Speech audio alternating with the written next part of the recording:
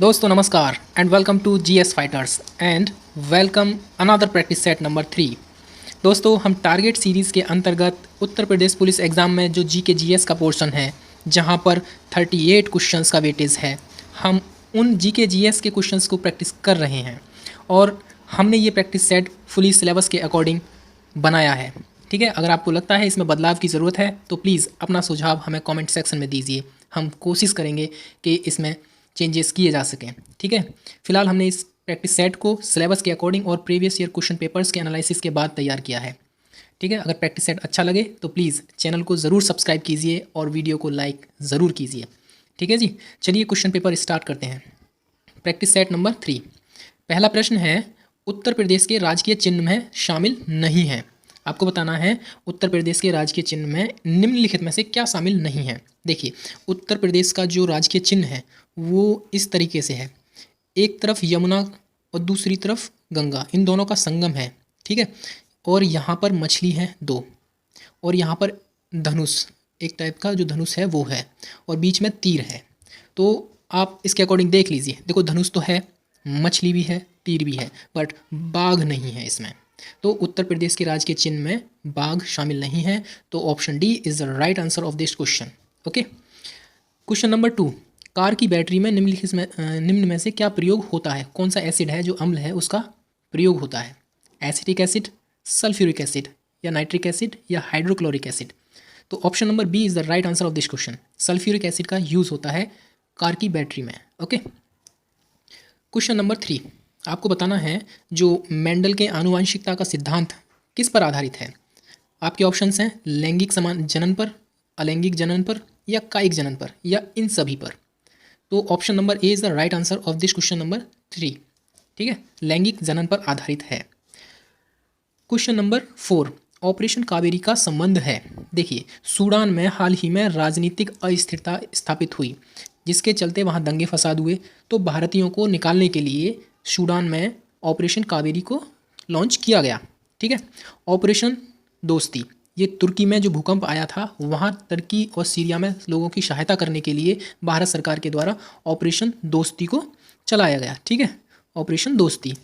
और अफ़गानिस्तान में ऑपरेशन जो देवी शक्ति था, आपको पता है पिछले साल तालिबान ने कैप्चर कर लिया पूरे अफ़गानिस्तान को, पूरा एडमिनिस्ट्रेशन अब अफ़गानिस्तान में जो है वो तालिबान चला रहा है।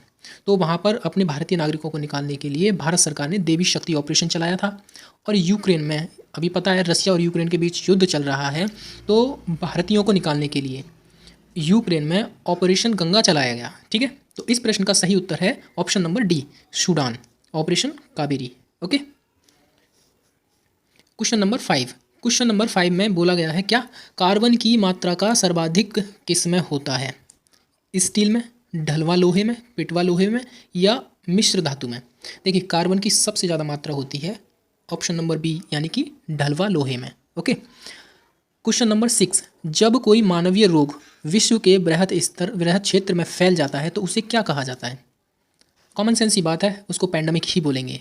यानी कि जैसे कि कोविड-19 पूरे विश्व में फैल गया, यानी कि विश्व के बृहद क्षेत्र में फैल गया, लगभग सभी देशों में फैल चुका था और इसको बोलेंगे पैंडेमिक। और जी एंडेमिक किसको बोलते हैं? देखिए, एंडेमिक बोलेंगे उसको जो किसी विशेष स्थान पर नियमित रूप से किसी रोग का फैलना, उसको बोलते हैं एंडेमिक। किसी विशेष स्थान पर नियमित रूप से फैलना उसको एंडेमिक बोलेंगे। और एपिडेमिक किसको बोलेंगे? देखिए, एपिडेमिक एक ही स्थान पर एक ही रोग से बड़ी संख्या में पशु या मनुष्य पीड़ित हो जाएं, उसको एपिडेमिक बोलेंगे। यानी कि क्षेत्रफल कम होता है लेकिन उसका प्रभाव बहुत ज़्यादा होता है, उसको एपिडेमिक बोलेंगे। ठीक है, और एंडेमिक किसी विशेष स्थान पर नियमित रूप से फैलना, इसकी स्पीड कम होती है इस रोग की फैलने की, बट एपिडेमिक में इसकी स्पीड ज़्यादा होती है और पैंडेमिक में इसका क्षेत्रफल ज़्यादा होता है। ठीक है, तो इस चीज़ को ध्यान रखिए। इस प्रश्न का सही उत्तर होगा क्वेश्चन नंबर 6 का आंसर होगा ऑप्शन नंबर ए। ठीक, चलिए क्वेश्चन नंबर 7 कहता है कि उत्तर प्रदेश में गंगा नदी की कुल लंबाई कितनी है? लगभग बतानी है आपको। देखिए, उत्तर प्रदेश में गंगा नदी की लंबाई है लगभग 2525 किलोमीटर। उत्तर प्रदेश की मुख्य नदी है ये, भारत की राष्ट्रीय नदी भी है। ठीक है, जिसको 2008 में, कब 2008 में भारत की राष्ट्रीय नदी घोषित किया गया था गंगा को। क्वेश्चन नंबर 8 आपको बताना है कि किस संविधान संशोधन के माध्यम से सहकारी समितियों को संवैधानिक दर्जा मिला।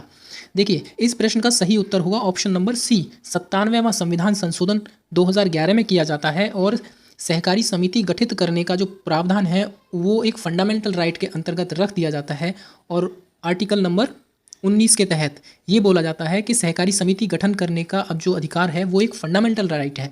ठीक है।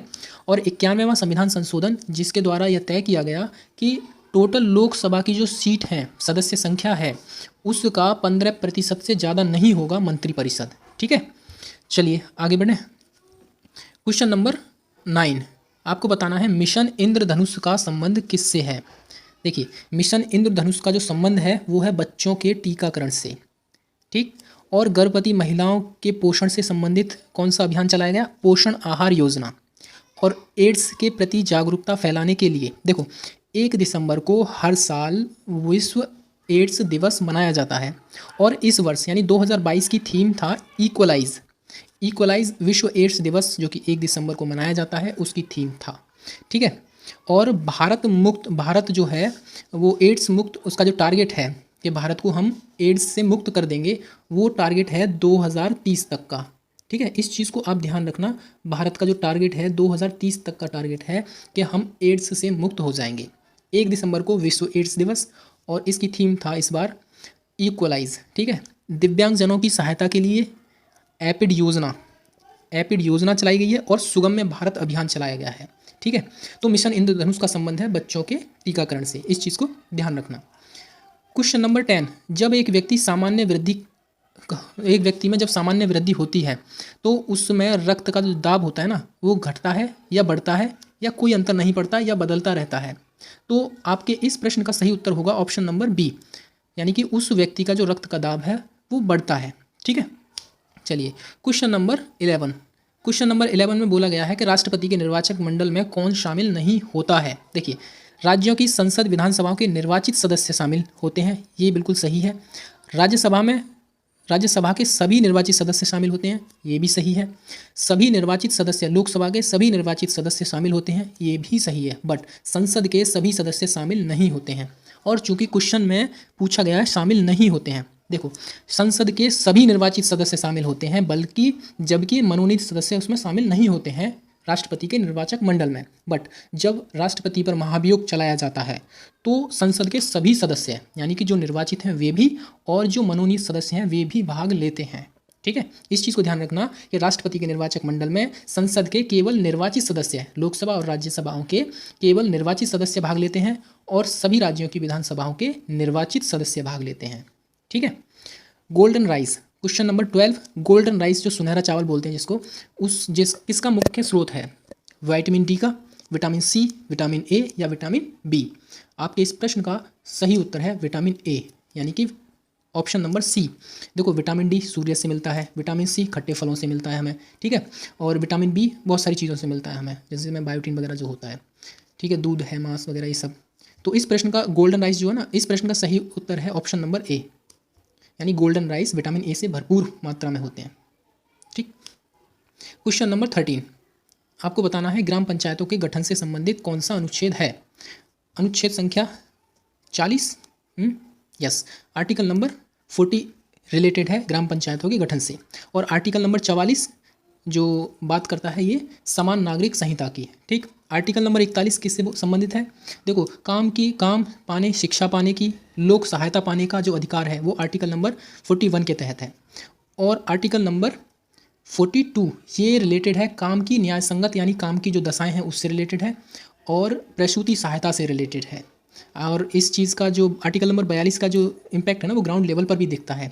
आपने अक्सर देखा होगा जो एम्बुलेंस हैं, जब प्रसूति सहायता यानी कि जब कोई महिला गर्भवती होती है तो जब प्रसव के दौरान उसको एम्बुलेंस ले जाती है और छोड़कर भी जाती है तो वो सब फ्री होता है। तो ये प्रसूति सहायता से संबंधित है और उसके पोषण से रिलेटेड भी बहुत सारी योजनाएँ चलाई गई हैं, उनको फ्री में सहायता दी जाती है। ठीक, तो ग्राउंड लेवल पे आर्टिकल नंबर 42 का इम्पैक्ट साफ साफ दिखता है, 41 का भी दिखता है। देखिए ये सारे आर्टिकल जो है ना ये DPSP के अंतर्गत आते हैं।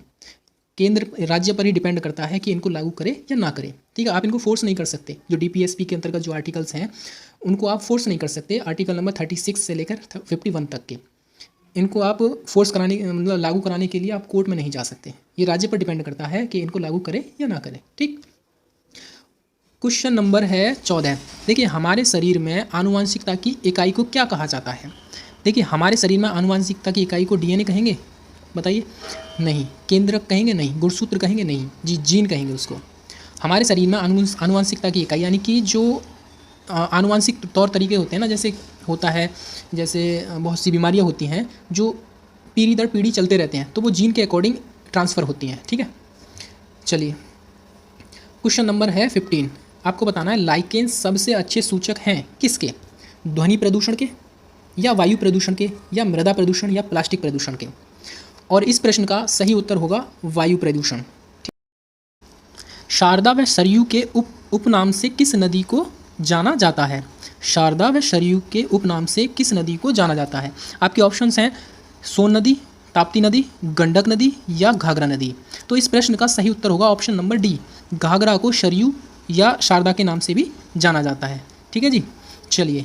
और 17वां प्रश्न है, आपको बताना है ईशान कहा जाता है, यानी कि ईशान किस दिशा को कहा जाता है?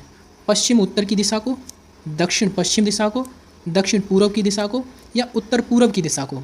इस प्रश्न का option number D is the right answer. उत्तर पूर्व की जो दिशा होती है ना, उत्तर यानी कि ये ईस्ट, ये वेस्ट, यानी ये जो दिशा है इसको ईशान बोलेंगे। ठीक है।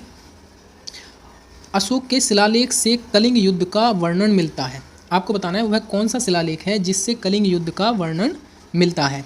इस प्रश्न का सही उत्तर है ऑप्शन नंबर सी, अशोक का जो 13वां शिलालेख है उसमें कलिंग युद्ध का वर्णन मिलता है। ठीक है। और तीसरा जो अभिलेख है उसमें अशोक बौद्ध धर्म का अनुयायी बनता है, इस चीज़ का उल्लेख मिलता है तीसरे शिलालेख में। ठीक है जी। और कलिंग युद्ध का वर्णन 13वें शिलालेख में। इस प्रश्न का आंसर है सी। ठीक है, चलिए क्वेश्चन नंबर 19। ग्रीन इंडेक्स किस संस्था के द्वारा जारी किया जाता है? आपके ऑप्शंस हैं IMF, वर्ल्ड बैंक, यूनिसेफ, या WHO। इस प्रश्न का जो सही आंसर है वो है वर्ल्ड बैंक। वर्ल्ड बैंक के द्वारा ग्रीन इंडेक्स को जारी किया जाता है। Question number 20। आपको बताना है कि रविंद्रनाथ टैगोर को किस वर्ष नोबेल पुरस्कार प्रदान किया गया था?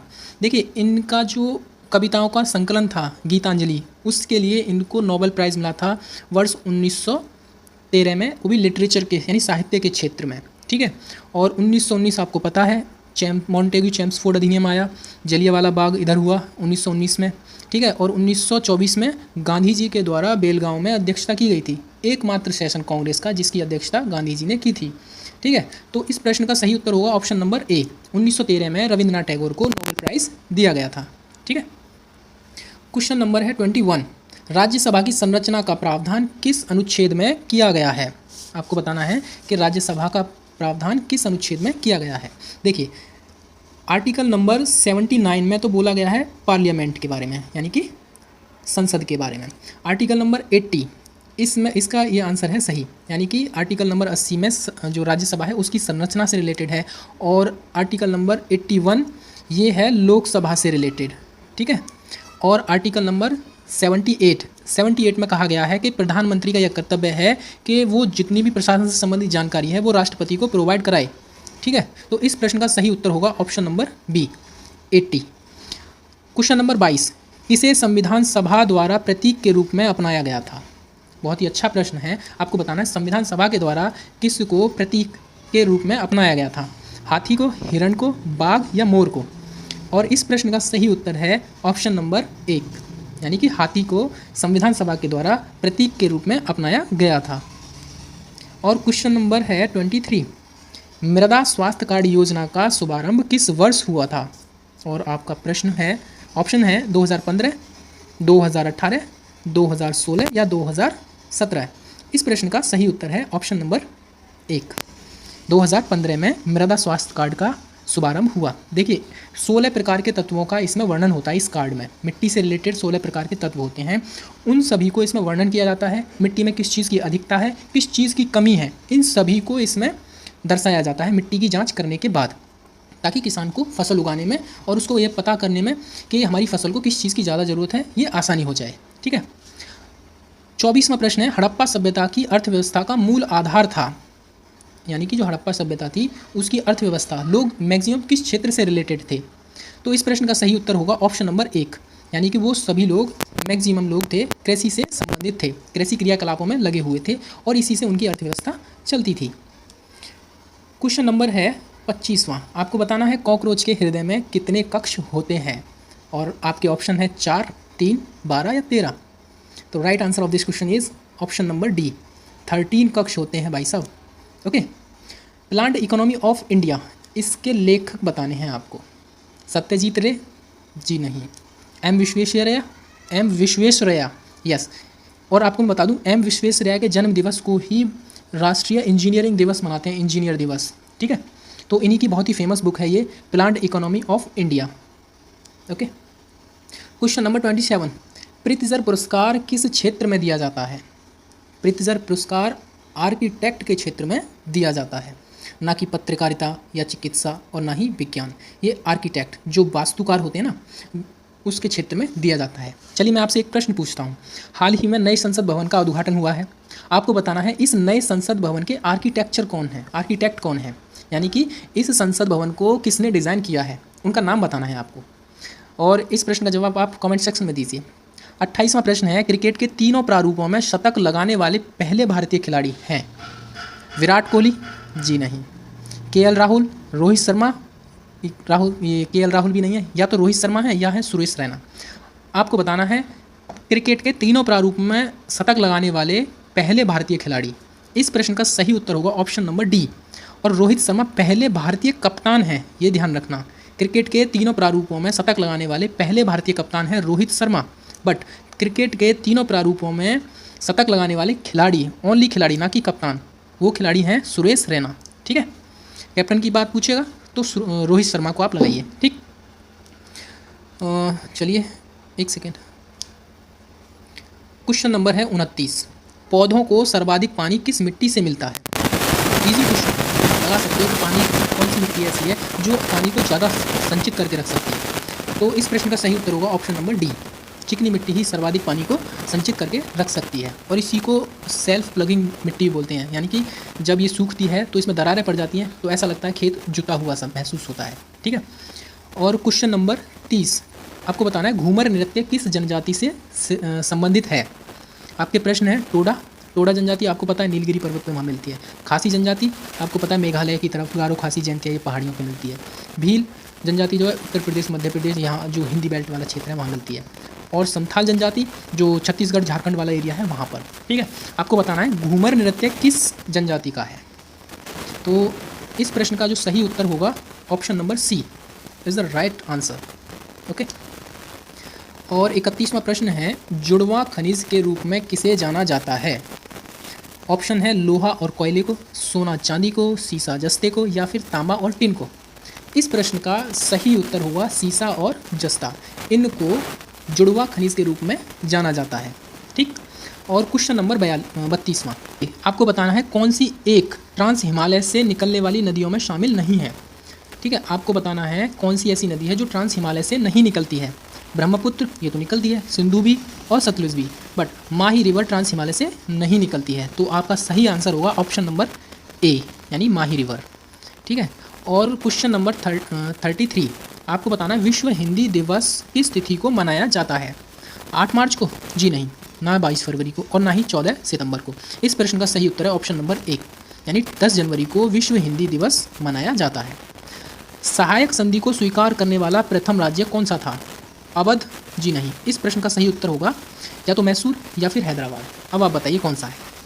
इस प्रश्न का सही उत्तर है ऑप्शन नंबर बी, हैदराबाद पहला ऐसा स्टेट था जिसने सहायक संधि, जो कि वेलेस्ली की सहायक संधि थी, उसको स्वीकार किया। ठीक है। और क्वेश्चन नंबर है 35, और 35 क्वेश्चन कहता है इतिहास में कर्नल क्लाइव का गीदड़ किसे कहा गया है? कर्नल क्लाइव का जो गीदड़ है वो किसको कहा गया है? मीर कासिम को, जी नहीं। मीर कासिम तो उसके अगेंस्ट था। मीर जाफ़र को, या सिराजुद्दौला को, या शौकत जंग को। इस प्रश्न का सही उत्तर है मीर जाफ़र। ठीक है। क्यों कहा गया है? क्योंकि क्लाइव ने ही इसको बंगाल का नवाब बनाया और इसको ढंग से लूटा, अच्छे से इसको निचोड़ दिया, सारा धन इससे लूट लिया। और जो भी ऑर्डर देता था तो क्लाइव जो ऑर्डर देता था वो उसको फॉलो करता था, यानी उसके इशारों पर ये चलता था। तो इसीलिए इसको कर्नल क्लाइव का गीदड़ कहा गया है, मीर जाफ़र को। Option number B. और क्वेश्चन नंबर है 36। उत्तर प्रदेश किसान सभा के संस्थापक सदस्यों में कौन शामिल नहीं है? ध्यान रखना, कौन शामिल नहीं है। गौरी शंकर मिश्र, इंद्र नारायण द्विवेदी, सरदार पटेल या मदन मोहन मालवीय। देखो, गौरी शंकर भी शामिल थे, इंद्र नारायण द्विवेदी भी शामिल थे, मदन मोहन मालवीय भी शामिल थे, बट सरदार पटेल इसमें शामिल नहीं थे उत्तर प्रदेश किसान सभा के संस्थापक सदस्यों में। ठीक है, तो इस प्रश्न का सही उत्तर हो जाएगा ऑप्शन नंबर सी। ओके, और क्वेश्चन नंबर है 37। आपको बताना है जस्टिस फॉर जज ये किसकी आत्मकथा है? जस्टिस फॉर जज ये किसकी आत्मकथा है? और इस प्रश्न का सही उत्तर है option number D, Ranjan Gogoi की ये आत्मकथा है। और क्वेश्चन नंबर 38 प्रैक्टिस है सीरीज़ का ये अंतिम प्रश्न है। आपको बताना है गोल्डन थ्रेशहोल्ड किसकी कविताओं का संकलन है? ईश्वर चंद्र विद्यासागर, एनी बेसेंट, सरोजनी नायडू या सिद्धार्थ मोहंती। इस प्रश्न का सही उत्तर है option number C, Sarojini Naidu की जो कविताएं हैं गोल्डन थ्रेशहोल्ड के नाम से उसको कंपाइल किया गया है। ठीक है, तो ये प्रैक्टिस सेट नंबर था हमारा तीसरा। ठीक है, और इसकी जो आंसर की है इस पूरे प्रैक्टिस सेट की ये है आपके सामने। आप अपने क्वेश्चंस को इसके साथ मैच कर लीजिए। जीएस फाइटर्स के नाम से ही टेलीग्राम चैनल है, आप लोगो देख लीजिए, यही लोगो मिलेगा। आप वहाँ से हर प्रैक्टिस सेट की जो PDF है आप वहाँ से निःशुल्क प्राप्त कर सकते हो। ठीक है, तो टेलीग्राम चैनल को जरूर ज्वाइन कीजिए। अगर वीडियो अच्छा लगा है, प्रैक्टिस सेट अच्छा लगा है, आप चाहते हो इसको कंटिन्यू करें हम, तो प्लीज़ चैनल को सब्सक्राइब ज़रूर कीजिए और अपने दोस्तों के साथ शेयर भी कीजिए, वीडियो को लाइक भी कीजिए। ओके, चलिए, ये सारे काम आपको करने हैं और इसके लिए आपको कोई पैसा नहीं लगता है। ठीक है, इससे हमारा हौसला बढ़ेगा। चलिए, फ़िलहाल इस वीडियो में इतना ही। Thank you very much.